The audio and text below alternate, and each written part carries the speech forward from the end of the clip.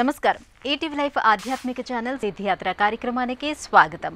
పరమశివుడు జ్యోతిర్లింగ స్వరూపుడిగా 12 ప్రదేశాలలో ఆవిర్భవించాడు. ఈ 12 జ్యోతిర్లింగాలు మహాశక్తివంతమైనవిగా, మహిమాన్వితమైనవిగా విరాజిల్లుతున్నాయి. అలాంటి 12 జ్యోతిర్లింగాలలో రామేశ్వరం ఒకటిగా పూజింపబడుతోంది. రామేశ్వరుడు పర్వతవర్ణిని అమ్మవారు కొలువైన ఈ క్షేత్రం తమిళనాడు రాష్ట్రంలోని బంగాళాఖాతం తీరంలో వెలుగొందుతోంది. రామాయణ కాలంతో ముడిపడిన ఈ విశిష్టమైన క్షేత్రమే నేటి మన తీర్థయాత్ర.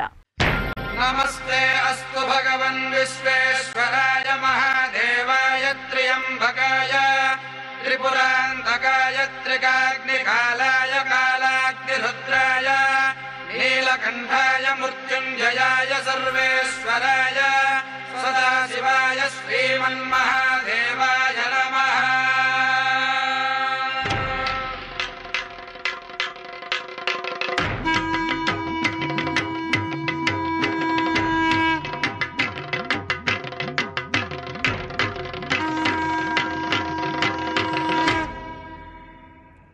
భరతవనిలో కొన్ని క్షేత్రాలు నదీ తీరంలో అలరారుతుంటే మరికొన్ని ఆలయాలు సముద్ర తీరంలో వెలసిల్లుతున్నాయి.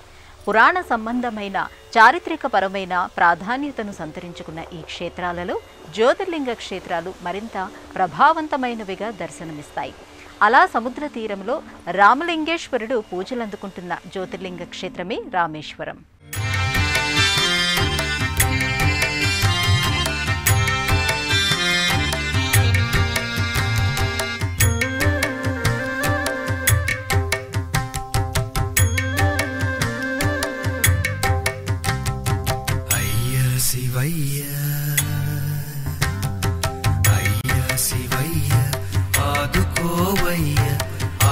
రక్షక బిరుదు నీదే కదయ్యా అయ్యా శివయ్య ఆదుకోవయ్య ఆర్ధరక్షక బిరుదు నీదే కదయ్యా అయ్యా శివయ్య ఆదుకోవయ్య.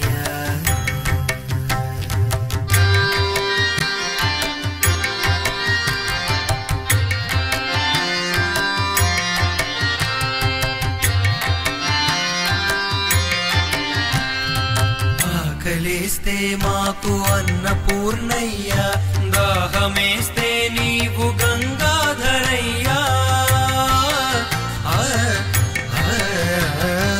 ఆకలేస్తే మాకు అన్నపూర్ణయ్యా దాహమేస్తే నీవు గంగాధరయ్యా భయము కలిగితే మాకు భీమేశ్వరయ్యా భయము కలిగితే మాకు భీమేశ్వరయ్యా రక్షించి కాపాడు రామేశ్వరయ్యా రక్షించి కాపాడు రామేశ్వరయ్యా అయ్యా శివయ్య ఆదుకోవయ్యా ఆర్ధరక్షక బిరుదు నీవే కదయ్యా అయ్యా శివయ్య ఆదుకోవయ్యా.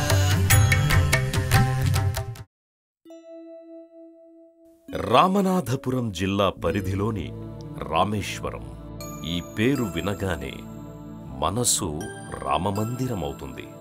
పరమశివుడి పాదాల చెంత మందారమవుతుంది.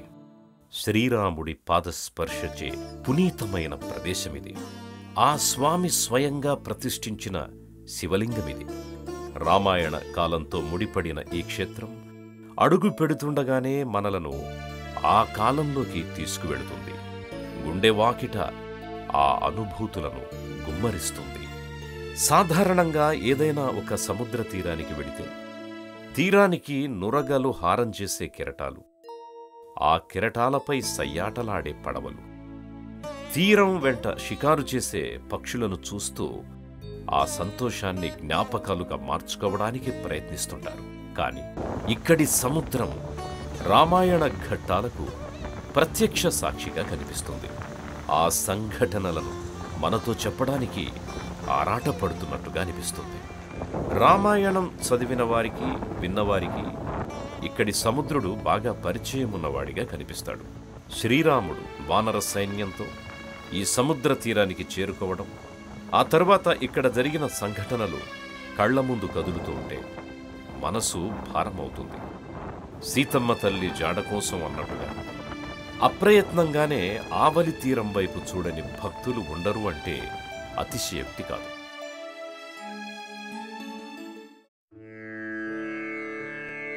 సప్తాశ్వరథమారూఢం ప్రచండం కశ్యపాత్మజం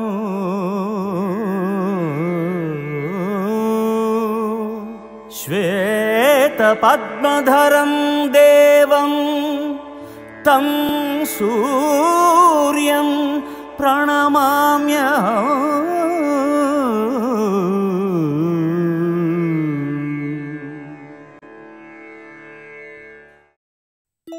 ద్వాదశ జ్యోతిర్లింగాలలో 7వ జ్యోతిర్లింగంగా రామేశ్వరం కనిపిస్తుంది. ఇది ఒక చిన్న ద్వీపం. ఎటు చూసినా సముద్రమే ఉంది. ఆ కెరటాలపై నుంచి వీచే గాలి తొలి చుట్టమై మనలను చుట్టుముడుతుంది. ఇక్కడ అడుగు పెట్టగానే ఎత్తైన రాజగోపురం కనిపిస్తుంది. సముద్ర స్నానం చేసిన భక్తులు రాజగోపురం దిశగా వడివడిగా నడుస్తూ ఉంటారు. ఆ భక్త బృందంలో ప్రతి ఒక్కరూ ఒక భాగమవుతుంటారు. రామేశ్వరం ప్రసిద్ధి చెందిన ఆధ్యాత్మిక కేంద్రం మాత్రమే కాదు, పర్యాటక ప్రదేశం కూడా. అందువల్లనే ఇక్కడికి వచ్చే యాత్రికుల సంఖ్య ఎక్కువగానే ఉంటుంది. ఇక్కడి ప్రకృతిని ఆస్వాదించేవారు కొందరైతే రామాయణ కాలంలోకి జారిపోయేవారు మరికొందరు. తరచూ మ్రోగే గుడిగంటలు మనలను తిరిగి ఈ లోకంలోకి తీసుకొస్తుంటాయి. మధురమైన జ్ఞాపకాలను మన ఖాతాలో వేస్తుంటాయి. రామేశ్వరం శ్రీరాముడు నడియాడిన పుణ్యభూమి. ఆ స్వామి శివలింగ ప్రతిష్ఠ చేసిన పవిత్ర ప్రదేశం. అలాంటి ఆలయ పరిధిలోకి అడుగుపెట్టిన భక్తులకు ఎత్తైన గోపురాలు, పొడవైన ప్రాకారాలు, ప్రాకార మంటపాలు, మందిరాలు కనిపిస్తాయి. ఇక్కడి నిర్మాణాలు ఆలయ వైభవానికి అద్దం పడుతూ ఉంటాయి. అలాంటి రాజుల అంకిత భావానికి అర్థం చెబుతూ ఉంటాయి. 10వ శతాబ్దం నుంచి ఇక్కడి రామనాథస్వామికి గర్భాలయం ఉన్నట్టుగా చరిత్ర చెబుతోంది. 10వ శతాబ్దంలో శ్రీలంక రాజైన పరాక్రమ బాహు స్వామివారికి గర్భాలయాన్ని నిర్మించినట్టుగా శాసనాలున్నాయి. ఆ తరువాతి కాలంలో ఆయా రాజుల పాలనా సమయంలో ఇతర నిర్మాణాలు జరుగుతూ వెళ్ళాయి. ఇప్పుడు ఈ ఆలయం 15 ఎకరాల్లో విస్తరించి కనిపిస్తోంది. సువిశాలమైన ప్రాంగణాన్ని కలిగిన ఈ ప్రదేశంలో 4 వైపులా 4 ఎత్తైన గోపురాలు కనిపిస్తాయి. తూర్పు గోపురం 9 అంతస్తులను కలిగి ఉంటుంది. 126 అడుగుల ఎత్తును కలిగిన ఈ గోపురాన్ని దళవాయి సేతుపతి నిర్మించారు. పడమర రాజగోపురాన్ని 15వ శతాబ్దంలో ఉదయన్ సేతుపతి నిర్మించాడు. దీని ఎత్తు 78 అడుగులు. ఉత్తర గోపురాన్ని శ్రీకృష్ణదేవరాయలు, దక్షిణ గోపురాన్ని తిరుమల సేతుపతి నిర్మించారు. 3 ప్రాకారాలను దాటుకుని ప్రధానమైన ఆలయ ప్రాంగణంలోకి ప్రవేశించవలసి ఉంటుంది. ద్వాదశ జ్యోతిర్లింగాలలో 7వ క్షేత్రంగా మాత్రమే కాదు, చార్ధామ్ క్షేత్రాల్లోనూ ఒకటిగా ఇది కనిపిస్తుంది. చార్ధామ్ క్షేత్రాలలో ద్వారక, బద్రీనాథ్, పూరి వంటి వైష్ణవ క్షేత్రాలుంటే ఆ జాబితాలో శైవక్షేత్రమైన రామేశ్వరం ఉండడం ఈ క్షేత్ర విశిష్టతకు నిదర్శనంగా చెప్పుకోవచ్చు. అలాంటి ఈ క్షేత్రం వైశాల్యం పరంగా, నిర్మాణాల పరంగా ఆధ్యాత్మిక వైభవాన్ని అందంగా ఆవిష్కరిస్తుంటుంది.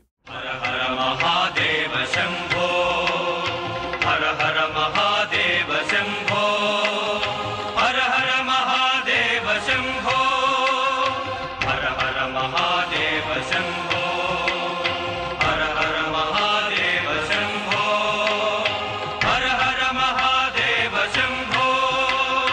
కైలాసవాస మహాదేవ శంభో, దేవ శంభో, కరుణించరావయ్య కాలకంఠ విభో, కాలకంఠ విభో, కైలాసవాస మహాదేవ శంభో, దేవ శంభో, కరుణించరావయ్య కాలకంఠ విభో, కాలకంఠ విభో. హర హర మహాదేవ శంభో, హర హర మహాదేవ శంభో.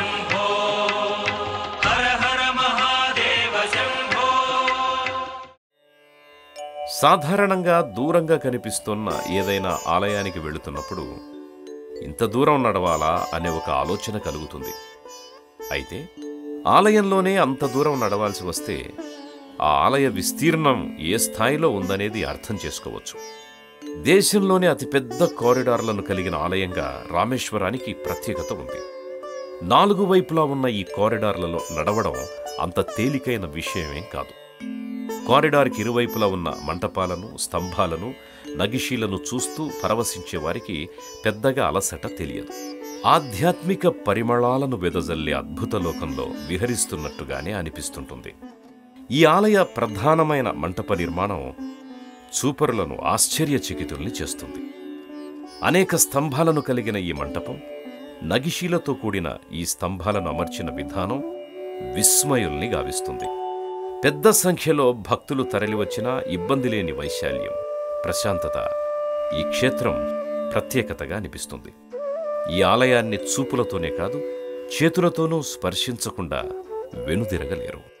ప్రాచీనమైన క్షేత్రాలకు వెళ్ళినప్పుడు చాలా చోట్ల శ్రీరాముడు ప్రతిష్ఠించిన శివలింగాలు పూజాభిషేకాలు అందుకుంటూ ఉండటం మనకు కనిపిస్తుంది. బ్రహ్మహత్య మహాపాతకము నుంచి విముక్తిని పొందటం కోసం శ్రీరాముడు ప్రతిష్ఠించిన ప్రధానమైన శివలింగాలలో రామలింగేశ్వర లింగం ముందు వరుసలో కనిపిస్తుంది. రామేశ్వర క్షేత్రానికి, రామాయణానికి ప్రత్యక్షమైన ప్రధానమైన సంబంధం ఉంది. సీతాన్వేషణ చేస్తూ రామలక్ష్మణులు వానర సైన్యంతో కలిసి ఇక్కడి సముద్ర తీరానికి చేరుకుంటారు. లంకా నగరానికి ఎలా చేరుకోవాలా అనే ఒక ఆలోచన చేస్తారు. సముద్రుడు దారి ఇవ్వకపోవడంతో శ్రీరాముడు ఆగ్రహిస్తాడు. అలల ఉద్ధృతిని తగ్గించిన సముద్రుడు వారధి నిర్మించుకోవలసిన ప్రదేశాన్ని సూచిస్తాడు. సముద్రుడు ఇచ్చిన మాటకి నిదర్శనంగా ఇప్పుడు కూడా ఇక్కడ కెరటాల ఉద్ధృతి కనిపించదు. అందువల్ల దీనిని శాంత సముద్రం అని కూడా పిలుస్తుంటారు. ఇక్కడి సముద్రంలో కొంత దూరం ముందుకు వెళితే రామసేతువు కనిపిస్తుంది. కానీ అక్కడికి వెళ్ళడానికి అనుమతి లేదు. ఈ వారధి మీదుగానే రామదండు లంకా నగరానికి చేరుకుంది. రావణుణ్ణి సంహరించిన శ్రీరాముడు విభీషణుడికి పట్టాభిషేకం చేసిన తరువాత సీతాదేవితో కలిసి అయోధ్యకి బయలుదేరతాడు. రావణుడిని సంహరించడం వల్ల బ్రహ్మహత్య పాతకం బారిన పడవలసి ఉంటుంది కనుక ఇక్కడ శివలింగాన్ని ప్రతిష్ఠించాలని భావిస్తారు. అందుకు అవసరమైన శివలింగాన్ని తీసుకురమ్మని కైలాసానికి హనుమంతుడిని పంపిస్తాడు రాముడు. అయితే అలా వెళ్ళిన హనుమ ముహూర్త సమయానికి రాలేకపోతాడు. ముహూర్త సమయం మించిపోతూ ఉండడంతో రాముడు ఆలోచనల్లో పడతాడు. అప్పుడు సీతాదేవి సైకతలింగం చేసి తీసుకొస్తుంది. దాంతో వెంటనే రాముడు ఆ శివలింగాన్ని ప్రతిష్ఠిస్తాడు. ఆయన ఆ శివలింగాన్ని ప్రతిష్ఠించిన కొంతసేపటికి హనుమంతుడు అక్కడికి చేరుకుంటాడు. లింగ ప్రతిష్ఠ జరిగిపోయిందని తెలిసి అలుగుతాడు. అప్పుడు రామచంద్రుడు హనుమంతుడికి నచ్చజెపుతాడు. సీతాదేవి చేసిన ఇసుక శివలింగానికి ముందు వైపున హనుమ తెచ్చిన శివలింగాన్ని ప్రతిష్ఠిస్తారు. ఈ క్షేత్రాన్ని దర్శించిన భక్తులు ముందుగా హనుమ తెచ్చిన విశ్వలింగాన్ని దర్శించుకోవాలని, ఆ తరువాతే సీతాదేవి చేసిన ఇసుక శివలింగాన్ని పూజించుకోవాలి అనే ఒక నియమం పెడతాడు. అలా చేసినప్పుడే పూర్ణ ఫలితం లభిస్తుందని అంటాడు. అందువల్ల ఇక్కడి గర్భాలయంలో 2 శివలింగాలు దర్శనమిస్తుంటాయి. హరహరాయని నిన్ను నూరార స్మరింప పాపముల శాపముల హరింప చేతువట పురహరాయని నిన్ను మనసార ప్రార్థింప కొంగు బంగారమై కోర్కెలీడేర్తువట హరహరాయని నిన్ను నూరార స్మరింప పాపముల శాపముల హరింప చేతువట పురహరాయని నిన్ను మనసార ప్రార్థింప కొంగు బంగారమై కోర్కెలీడేర్తువట శరణన్న భక్తుల కటాక్ష వీక్షణముతో రక్షించి ముక్తి పథమును ప్రసాదింతువట కైలాసవాస మహాదేవ శంభో కరుణించరావయ్య కాలకంఠ విభో కాలకంఠ విభో హర హర మహాదేవ శంభో హర హర మహాదేవ శంభో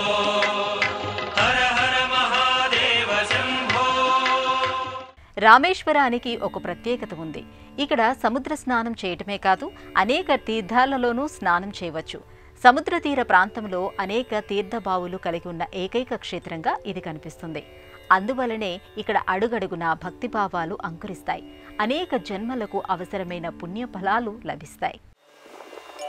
సాధారణంగా సముద్ర స్నానం చేయడానికి కొన్ని నియమ నిబంధనలున్నాయి.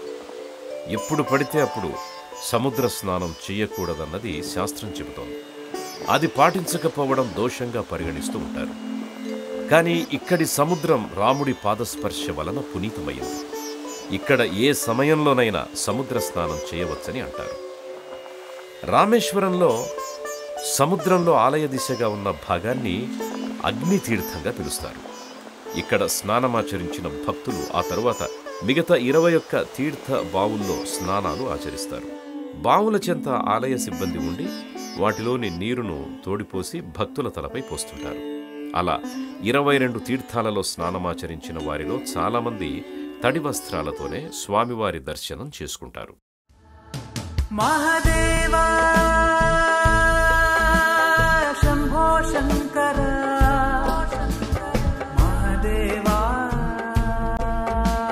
శంభో శంకర, మహాదేవా శంభో శంకర. హర హర హర హర మహాదేవా, శివ శివ శివ శివ శంభో శంకర. హర హర హర హర మహాదేవా, శివ శివ శివ శివ శంభో శంకర. జగతికి సూర్యుడవు నా స్వామి మహాదేవా, ఈ జీవులు పొందెడి దేహం మహాదేవుని అనుగ్రహం, మహాదేవుని అనుగ్రహం. ప్రతిరోజు ఉదయం 5 గంటలకే ఇక్కడి ఆలయం తలుపులు తెరుస్తారు. ఉదయాన్నే ముందుగా స్ఫటికలింగం అభిషేక కార్యక్రమం ఉంటుంది. ఆదిశంకరాచార్యుల వారిచే పూజలందుకున్న శివలింగం ఇది. ఈ శివలింగ దర్శనం చేసుకోవాలంటే ఉదయం 5 గంటల నుంచి 6 గంటల లోపు మాత్రమే అవకాశం ఉంది. ఈ సమయానికే పెద్ద సంఖ్యలో భక్తులు ఇక్కడ చేరిపోతుంటారు. భక్తులకు మోక్షాన్ని ప్రసాదించే విషయంలో కాశీ, రామేశ్వర క్షేత్రాలు అనుబంధ క్షేత్రాలుగా అనిపిస్తాయి. కాశీ క్షేత్రాన్ని దర్శించుకున్న భక్తులు ఇక్కడి గంగాజలాన్ని తీసుకొచ్చి రామేశ్వర క్షేత్రంలోని సముద్రంలో కలపాలని అంటారు. అలాగే రామేశ్వరంలోని ఇసుకను తీసుకెళ్లి కాశీలోని గంగలో కలపడం వల్ల పునర్జన్మ అనేది ఉండదు అని చెబుతారు. అందువలన కాశీ మీదుగా ఈ క్షేత్రానికి చేరుకునే వారి సంఖ్య కూడా ఎక్కువగానే కనిపిస్తుంటుంది.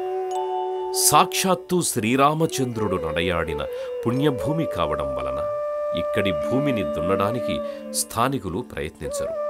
దీనిని బట్టి అక్కడి వారికి శ్రీరాముడి పట్ల ఉన్న అంకితభావం ఎలాంటిదో అర్థమవుతుంది. రామనాథస్వామికి అనునిత్యం పూజలు, సేవలు జరుగుతూనే ఉంటాయి. ఇక కార్తీక మాసంలోనూ శివరాత్రి వంటి పర్వదినాల్లోనూ ఈ క్షేత్రానికి వచ్చే భక్తుల సంఖ్య ఎక్కువగానే ఉంటుంది. రామేశ్వరాన్ని దర్శించిన భక్తులు ఆ తరువాత మరే శివాలయానికి వెళ్ళకపోయినా వారికి మోక్షం కలుగుతుంది అంటే ఈ క్షేత్రం ఎంతటి శక్తిమంతమైందనే విషయాన్ని అర్థం చేసుకోవచ్చు. ఇక్కడి రామనాథస్వామి ఆలయ ప్రాంగణంలోనే విశాలాక్షి అమ్మవారి ఆలయం ఉంది. స్వామివారిని దర్శించుకున్న భక్తులు అనంతరం అమ్మవారికి నమస్కరించుకుని ఆ తల్లి ఆశీస్సులు అందుకుంటారు. పంచమాధవ క్షేత్రాలలో ఒకటైన సేతుమాధవ స్వామి ఆలయం కూడా ఇక్కడ కనిపిస్తుంది. ఒక్క మాటలో చెప్పాలంటే రామేశ్వరం ఒక్క పూటలోనో ఒక్క రోజులోనో దర్శించే క్షేత్రం కాదు. అనేక ప్రత్యేకతలు, విశేషాలు కలిగిన ఈ క్షేత్రాన్ని పరిశీలనగా చూసినా, పరవశిస్తూ చూసినా చాలా సమయం పడుతుంది. అలాంటి ఈ క్షేత్రం చుట్టుపక్కల రామాయణానికి సంబంధించిన రాళ్ళు, ఆనవాళ్లు కనిపిస్తాయి. ఇక్కడ చూడదగ్గ ప్రదేశాల్లో గంధమాదన పర్వతం ఒకటి. రామేశ్వరంలోని ఎత్తైన ప్రదేశం ఇది. ఇక్కడ నిర్మించిన మంటపం పైకి మెట్ల ద్వారా చేరుకోవాల్సి ఉంటుంది. శ్రీరాముడు ఎత్తైన ఈ ప్రదేశం నుంచే మొదటిసారిగా లంకానగరం దిశగా చూశాడని అంటారు. అందుకు నిదర్శనంగా ఇక్కడ శ్రీరాముడి పాదముద్రలు కనిపిస్తుంటాయి. సముద్రాన్ని దాటడానికి హనుమ కుప్పించి ఎగిరింది ఈ పర్వతంపై నుంచే. ఇక్కడికి సమీపంలోనే రామతీర్థం కనిపిస్తుంది. శ్రీరాముడు స్నానమాచరించిన పుణ్యతీర్థం ఇది. సముద్రాన్ని దాటడానికి ముందు రాముడు ఈ తీర్థంలోనే స్నానం చేశాడు అని అంటారు. అందుకు నిదర్శనంగా ఈ కోనేరుకు ఎదురుగా రామాలయం కనిపిస్తుంది. ఇక్కడ అడుగు పెట్టగానే ఇది ఎంతటి పురాతనమైన ఆలయం అనేది అర్థమైపోతుంది. అలాగే సీతతీర్థం, లక్ష్మణ తీర్థం, ధనుష్కోడికి సమీపంలో విభీషణుడికి పట్టాభిషేకం జరిగిన ప్రదేశం కనిపిస్తాయి. ధనుష్కోడి అంటే బాణం చివర అని అర్థం. శ్రీరాముడు సముద్రుడిని దారి అడిగింది, సముద్రుడు స్పందించకపోతే ఆగ్రహంతో బాణాన్ని ఎక్కుపెట్టింది ఇక్కడే. అందువల్లనే ఈ ప్రదేశానికి పేరొచ్చింది. రాముడి ఆగ్రహాన్ని తట్టుకోలేకపోయిన సముద్రుడు తనను మన్నించమని కోరుతూ కెరటాల ఉద్ధృతిని తగ్గించుకుంటాడు. సేతువు నిర్మాణం ఎక్కడ్నుంచి చెయ్యాలన్నది సూచిస్తాడు.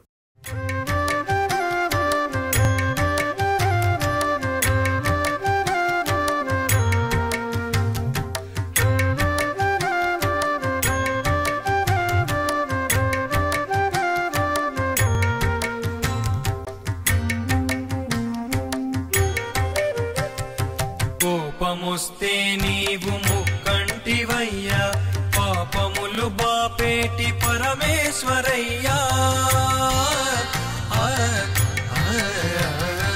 కోపమొస్తే నీవు ముక్కంటివయ్యా, పాపములు బాపేటి పరమేశ్వరయ్యా. భిక్షమేస్తే నీకు ఓ జంగమయ్యా, భిక్షమేస్తే నీకు ఓ జంగమయ్యా. మోక్షమిస్తావు గద మా సంగమయ్యా, మోక్షమిస్తావు గద మా సంగమయ్యా.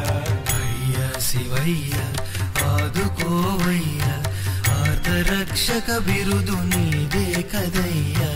అయ్యా శివయ్య ఆదుకోవయ్యా. సముద్ర తీరంలో విలసిల్లుతోన్న ఆధ్యాత్మిక ధామం, సీతారామలక్ష్మణులు నడయాడిన పుణ్యప్రదేశం, సాక్షాత్తు రామచంద్రుడు ప్రతిష్ఠించిన శివలింగం, ఎంతోమంది రాజులు సేవించుకొని తరించిన జ్యోతిర్లింగం. అలాంటి ఈ క్షేత్రాన్ని దర్శించడం వలన, స్మరించడం వలన సమస్త పాపాలు నశిస్తాయి. ప్రతిరోజు ఉదయం 6 గంటల నుంచి జ్యోతిర్లింగ దర్శనానికి భక్తులను అనుమతిస్తారు.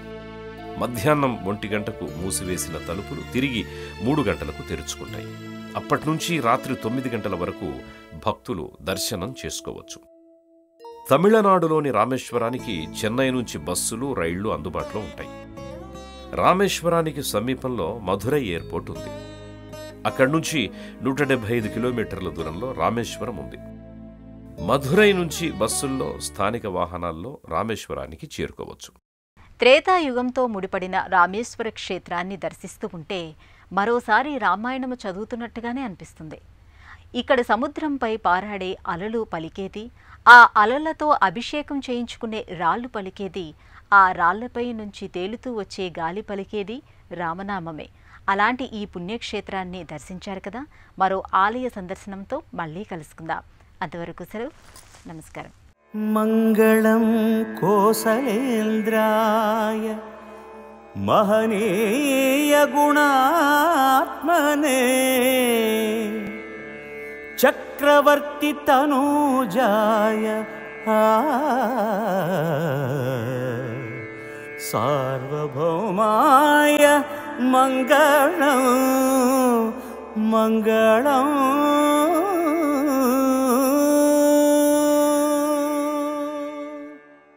ఈ కార్యక్రమాన్ని తిరిగి చూడాలనుకుంటే www.youtube.com/@ETV Life Spiritual లో చూడవచ్చు.